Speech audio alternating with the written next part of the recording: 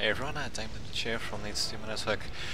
Once again, bringing a 1 vs 1 Dawnable Soulstorm replay on the Blood River map. So it's pretty similar to the last game actually, but this time Corin's going to be at the bottom playing as Chaos Space Marines, and Bloodthirsty is going to be at the top playing as the Orks. So hopefully we should be pretty dandy. Interesting. Doesn't seem to be scrolling too smoothly. Well, whatever. In either case, yeah, according to Fraps, the frame rate is 30 frames a second, so we should be right. And what the hell? We'll see the game from Corin's perspective, I suppose. Why not say? So yes, looks like he's going to be going for a quick squad of Chaos Space Marines and 3 squads of cultists. Unreinforced there. Okay, so I thought he was just going to try something a bit tricky there, but apparently he's not. And really, it's not like as if you can really harass the Orks that much anyway. Because of course, just about all their buildings have got guns on them, except for things like generators, I suppose, plasma generators. Even their listening post, as you can see, starts off with a little gun on top. A pretty crappy gun, but it's a gun nonetheless, though. So it's more so than the listening post for every other faction. So there you go.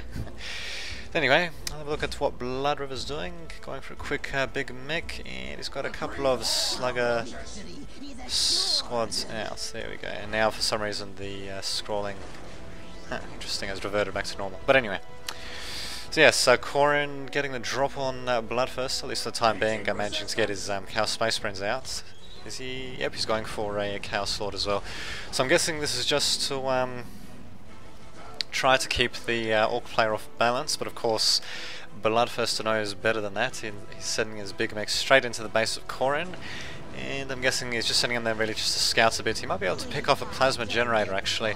The thing is, once Corin's Chaos Space Marine Chaos Lord comes out, should I say, should be able to ward away the big mech pretty easily, although wow, actually managing to kill off a couple of cultists just like that.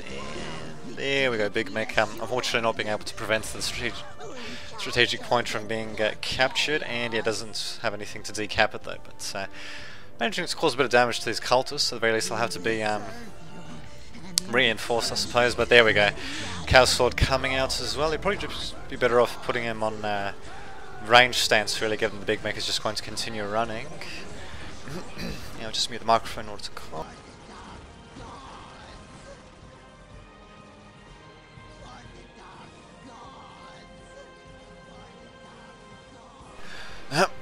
And there we go.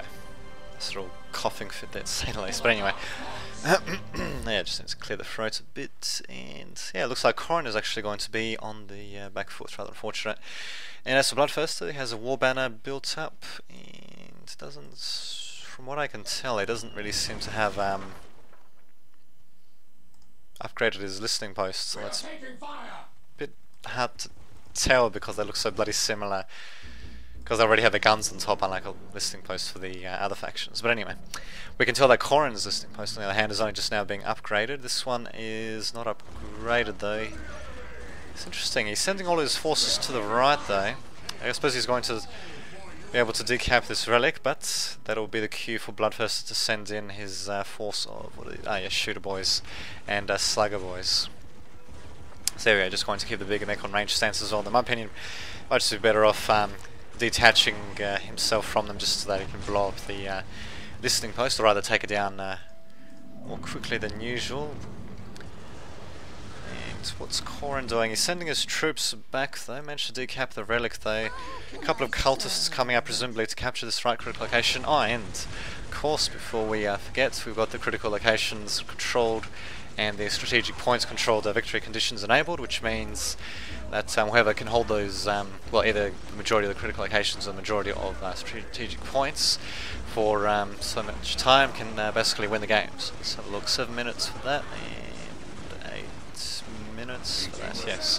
With the timer being reset if they stop having the majority of flag points controlled, or strategic points controlled, or critical points controlled. But anyway, Big Mech looks like has been detached from his squad, and as you can see, he's kicking a bit of ass there, throwing that Chaos Space Marine still with his knife in his hand. He was a little trooper, that one, but fortunately he didn't quite manage to to live through this battle, which is a shame, but what can you do? And yeah, I don't know actually if Corin saw the warband by Bloodthirsty, but he probably would have presumed that wow, that's there would have been something nasty waiting for him back then. Sent his guys back. In any case, yeah, Big Mech versus the versus the Chaos Lord. Big Mech is going to get killed off unless he teleports. Nope, he actually gets taken out by the Chaos Lord. Corin's going to want to be pretty careful though with his Chaos Lord now. The Shooter Boy's managed to throw down his health quite a bit though. Looks like Corin lost pretty much all of his cultists. Actually, no, he didn't. I think there's a couple there, he does a couple there. So, in my opinion, we'd be better off just sending his cultists after the Shooter Boys, given that they don't. Well, the Shooter Boys have pretty crappy melee attack, fortunately. So, yeah, sending out these cultists to harass them a bit would, yeah, at least stop the Shooter Boys from shooting on them. Oh, they actually got two big shooters as well. Sorry, not two big. They got two available. They got one big shooter equipped at the moment, and 40-10. Actually, they cost about the same amount as heavy bolters, but of course they get the advantage of being able to fire without having to wait for a setup time.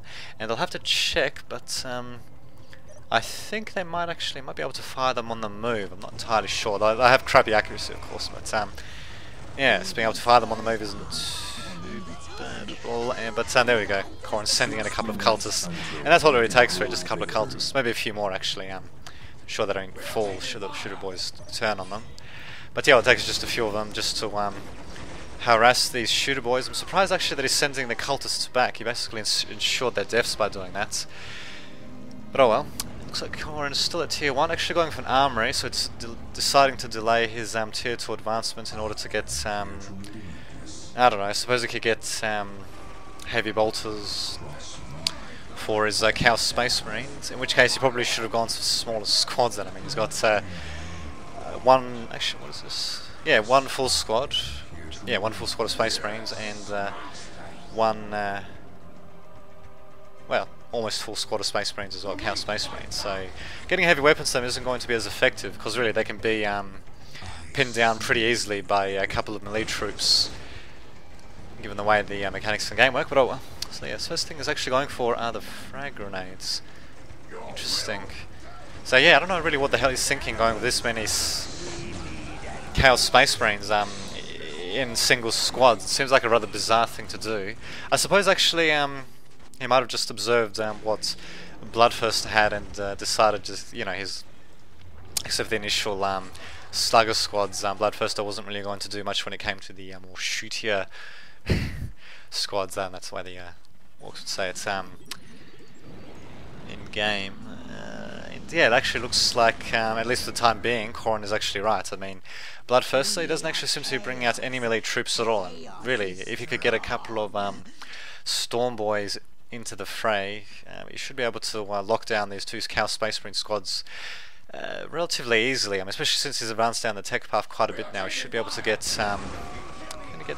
Yeah, you can get knob leaders there, and having a knob leader on a Stormboy squad is pretty powerful to say the least, because they come with crap loads of health, and they don't cost any more to put on a Stormboy squad, which makes them pretty ideal for that. But nope, instead he's just going to go for a bit of a shootier build instead. And well, he got one squad of Shooter Boys almost completely decimated, but he does have a second squad attacking this listing post. It might go down, maybe. I'll just see what happens. Same time though, let's see. Okay, we do have plasma pistols and Purge of the Week. Oh, actually, wait a minute. He must be a tier 2 because yeah, he's even got a machine pit coming down. So I guess he is at tier 2 already. What upgrades does he have? Oh, he's actually going with heavy bolters after all, which is an interesting thing to go for, given that he also has the Aspiring Champions. Oh, this one. Yeah, Aspiring Champions attached to his squads, and getting the Purge of the Week upgrade. Huh. Interesting. You'd think, especially given the nature of the Orks. I mean, if Bloodthirsty can get a few melee troops such as Knobs, I suppose Knobs would be just fine as well. If you can get them into close combat with these Chaos Space Marines, then really he'll be able to neutralize their ranged attack, which is primarily consisting of heavy bolters. He'll be able to neutralize that pretty quickly. Oh, what the hell? Maybe this machine pit will output something useful for Corin. We'll just have to see what happens. As for Bloodthirsty, his little outpost here is slowly getting destroyed, getting a warband taken down. Listening post is still on the relic point, and he still has ownership of this relic point as well. And oh, very nice job there with a frag grenade, stunning those squads for a few seconds. And wow, that was a pretty damn lucky big mech to say the least. Yeah, being able to take them down like that. And there we go. So I suppose that's why he decided to go with things like heavy bolters and all that. He's using the mobility of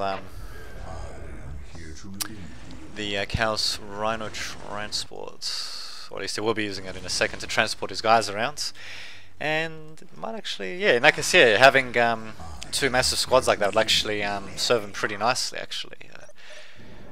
Because yeah, you can only fit 2 squads in the Rhino, though funnily enough, it doesn't matter if those are 2 4-man squads that you start off with, or whether they're 12-man squads like this one is with an attached Chaos Lord. So yeah, there we go. We're going to see some mobile Chaos units. The problem is though, we do have cloaked tank busters firing from there. There we go. You can even see the silhouettes there if you look carefully enough. So yeah, it's managing to fire while cloaked. And it's going to give Corin a bit of a hard time. Corin's saying, what the fuck? Interesting, not really sure. Play free day. Huh. I'm not really sure what he's saying what the fuck to, but anyway. Okay, there we go. The second thing to come out will be the Chaos Transport once again. Chaos Space Marines, they're not using the frag grenades, and they're getting caught in close combat there. Ouch. Thankfully, I managed to get them into the Chaos Rhinos pretty quickly, and yeah, these cultists, as you can see, but being used to yeah, it's to good effect actually. So yeah, it looks like this Chaos Rhino is still going to be used. It's interesting. I think Corin would be better off transferring his troops into the second Chaos Rhino and repairing this one with a couple of heretics, but instead he's going to just rebuild the listing post, I think. Huh, interesting. While yeah, we've got some various points being captured. Okay, I see what he's doing. He's I think he's using this Chaos Rhino just as a distraction. I think he's just using it toward yep, he's just using it to transport, or rather to make it look like he's transporting troops. Oh, those guys. But anyway, I think he's just using it to transport, or rather to appear to transport troops around the battlefield. While there we go, engaging from the bottom right here. Didn't quite seem to work out though, given that his transport here got destroyed. He's going to want to rebuild the one as quickly as possible, and lo and behold, he's rebuilding a transport right there, going straight to tier 3 actually. And if you can get things like possessed.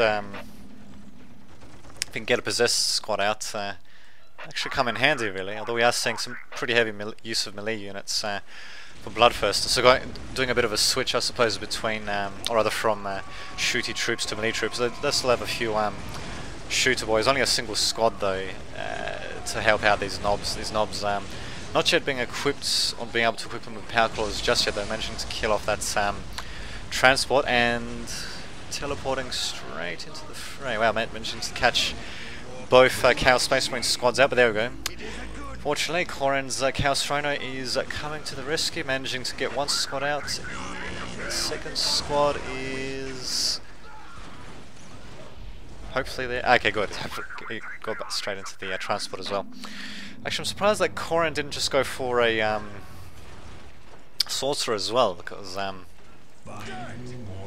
he's got, let's see, here we go, he's got the Chaos Sword attached to this squad. If you attach the sorcerer to this second squad, it should be able to take out these, well, take out these bazooka boys, what, tank busters pretty easily. But yeah, instead he decided to go straight for tier 3. I don't know if he's actually going to be able to really make much use of that, especially since this Chaos Rhino looks like it was disabled by that big mix built out.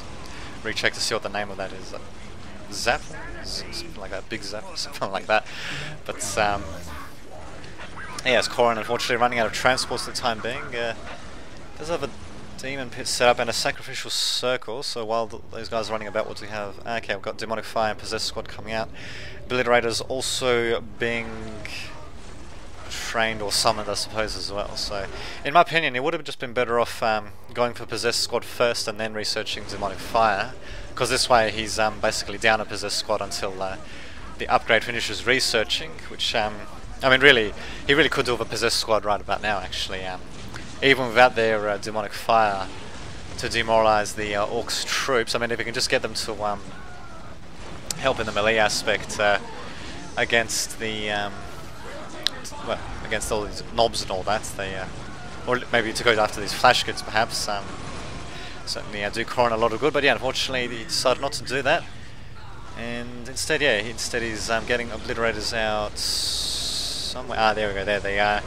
Big mech teleporting, presumably with a bunch of knobs straight into the fray against obliterators, and yeah, just forcing them to run around. So yeah, basically playing a ring around Rosie with Corin's forces, while Flash gets and the tank busters, wherever the tank busters are, I'm not sure where they are, there they are, taking shots at the base of Corin and presumably his forces as well at the same time as well. Oh, speaking of which, wow. Okay, I missed that. Mad Dog planting a bomb there. Not really sure how much damage that actually did, because I only caught it at the end of the explosion there.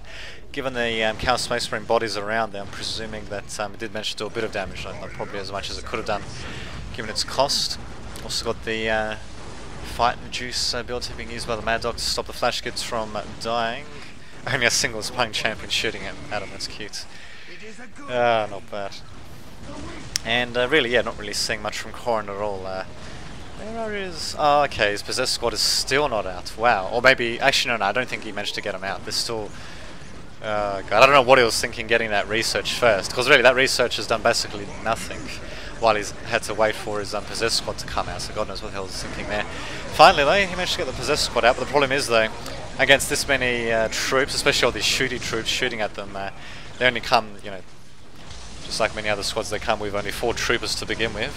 Oh, speaking of which, we must have the Orky Fort's upgrade. Yep, we do. We have the Orky Fort upgrade for Bloodthirsty, since he's getting the expensive Power Claw upgrade for his knobs there. And yeah, Corin saying GG by Bloodthirsty, and bam, Corin is out there once again. So, bit of a cautionary tale when it comes to yes, getting the upgrades before the actual unit that the upgrades for. Usually you'd want to get the unit itself first. You almost always want to do that. That was a pretty good example of why. Although by that point, Corin was pretty screwed anyway. But yeah, what the hell? I mean, yeah, so he didn't play too badly. Probably could have managed those transports a bit better and maybe got a Chaos Sorcerer rather than going to tier 2. Oh, not to tier 2, to tier 3, so that he could detect those rockets, guys. Well, tank busters, and shoot them with long-range heavy bolters. But oh well, what can you do?